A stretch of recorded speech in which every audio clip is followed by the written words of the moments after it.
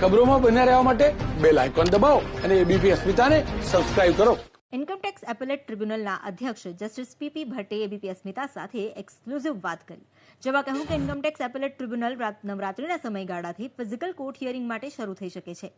April મહિનાથી લઈને September મહિના સુધીમાં દેશભરમાંથી ઇન્કમટેક્સને લગતી 5000થી વધુ અપીલનું વર્ચ્યુઅલ હિયરિંગથી નિરાકરણ લવાયાનો તેમણે દાવો કર્યો.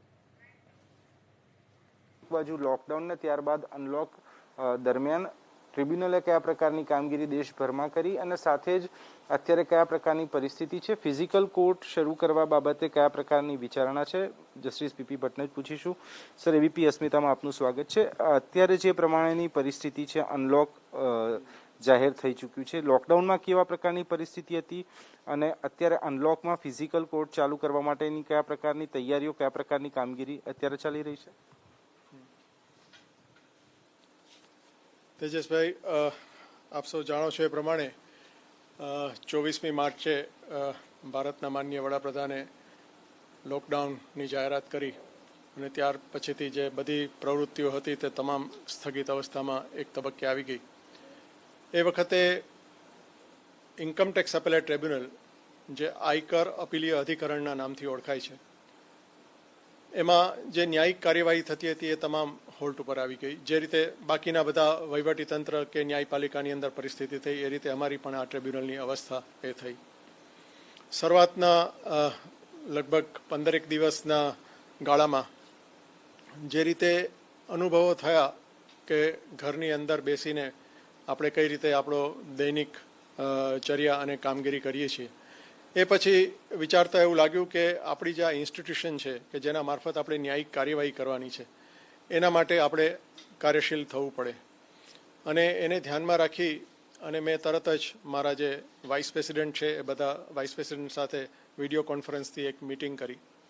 અને એ મિટિંગની અંદર અમે લોકોએ એવું નક્કી કર્યું કે આપણે આ સમયગાળાની અંદર કે જ્યારે આપણી ટ્રિબ્યુનલને ઇફેક્ટિવલી ફંક્શનિંગ કરાવી શકતા નથી, ત્યારે આપણા જે મેમ્બર્સ છે, મારી પાસે ઇન્કમટેક્સ એપેલેટ ટ્રિબ્યુનલમાં 126ની કુલ સેન્કશન સ્ટ્રેન્થ છે, જેની સામે મારી પાસે અત્યારે 80થી 82 જેટલા મેમ્બર્સ છે.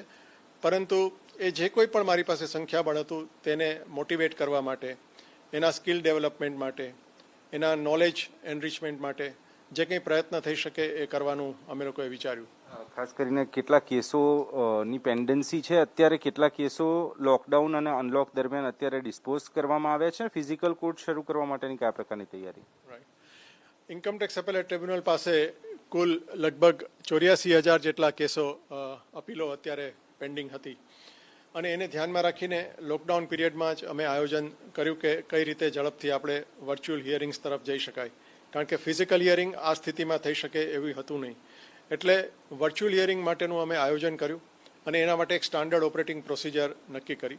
અને એ પ્રમાણે અમે જેટલા સ્ટેક હોલ્ડર્સ હતા, જેમ કે બાર એસોસિએશનના બધા હોદ્દેદારો છે, એમના મેમ્બર્સ છે, ઇન્સ્ટિટ્યૂટ ઓફ ચાર્ટર્ડ એકાઉન્ટન્ટના હોદ્દેદારો અને એમના મેમ્બર્સ છે, અમારી રજિસ્ટ્રીના ઓફિસર્સ છે, લિટિગન્ટ્સ છે, બધાને ધ્યાનમાં રાખી અને એક સ્ટાન્ડર્ડ ઓપરેટિંગ પ્રોસિજર અમે તૈયાર કરી. અને એ પ્રમાણે અમે ફિઝિકલ હિયરિંગની બદલે વર્ચ્યુઅલ હિયરિંગથી શરૂઆત કરી. અને એ વર્ચ્યુઅલ હિયરિંગ શરૂઆતના દિવસોની અંદર થોડી અગવડતા પડી. ટેકનોલોજીકલ સપોર્ટ પણ જેટલો મળવો જોઈએ એ ક્યાંક એમાં ત્રુટીઓ જણાઈ હતી.